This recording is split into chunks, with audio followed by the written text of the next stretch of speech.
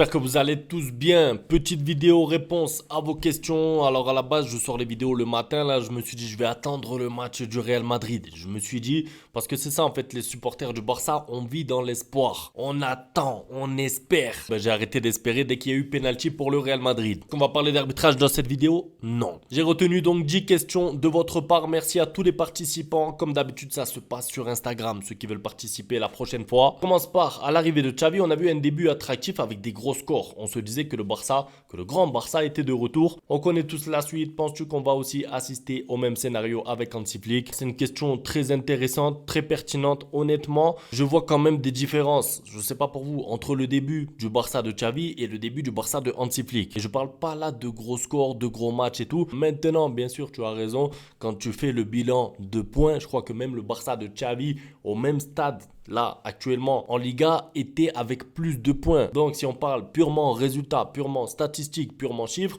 le Barça de Xavi était soit pareil, soit meilleur. Maintenant, c'est vrai que quand un entraîneur arrive, il y a souvent cet effet de nouveauté. Il y a souvent cette nouvelle énergie. Et le plus difficile, et tu le remarques, c'est que c'est compliqué d'enchaîner tout le long de la saison, de tenir ce niveau toute une saison. Déjà, d'être régulier au cours d'un seul match et d'être dominant tout un match, c'est difficile, mais en plus de l'être pendant 60-65 matchs sur une saison entière, c'est là que la tâche devient plus dure. Et ça va être ça, le travail d'Hansi Flick. Ça veut dire que de toute façon, les gars, on va pas se mentir, les entraîneurs au Barça ne viennent pas pour rester 10 ans, 15 ans. On le sait, ça veut dire que c'est souvent du 2 ans, du 3 ans.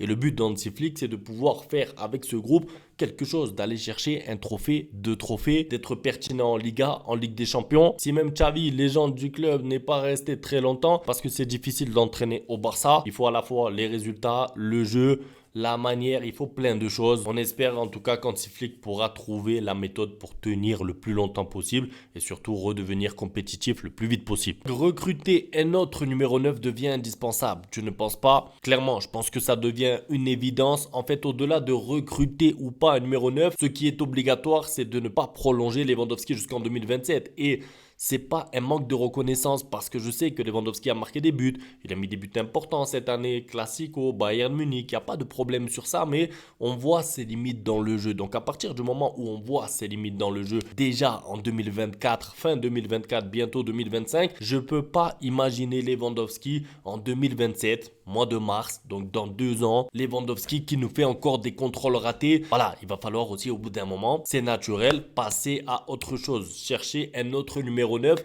et quelqu'un qui peut aussi s'adapter aux autres dans le jeu. Parce que ok, Lewandowski a des buts, mais dans le jeu, c'est quand même compliqué. Ça veut dire que même quand il a réussi ses matchs en termes de buts, c'est pas non plus brillant dans les contrôles orientés, dans le jeu en remise. Je pense que le Barça mérite mieux dans le jeu. Après, son côté finisseur, évidemment, on va pas se mentir, on est reconnaissant. Ça va être compliqué de trouver sur le marché un joueur comme lui, de la tête, pied droit, pied gauche, il a la finition. Mais techniquement, c'est vrai que c'est trop limité, ou en tout cas, de plus en plus limité. C'est pour ça que quand j'avais vu la rumeur prolonger Lewandowski jusqu'en 2027, je trouvais ça un petit peu aberrant. Après, encore une fois, il y a ce problème économique. Qui est-ce que tu vas acheter? À combien?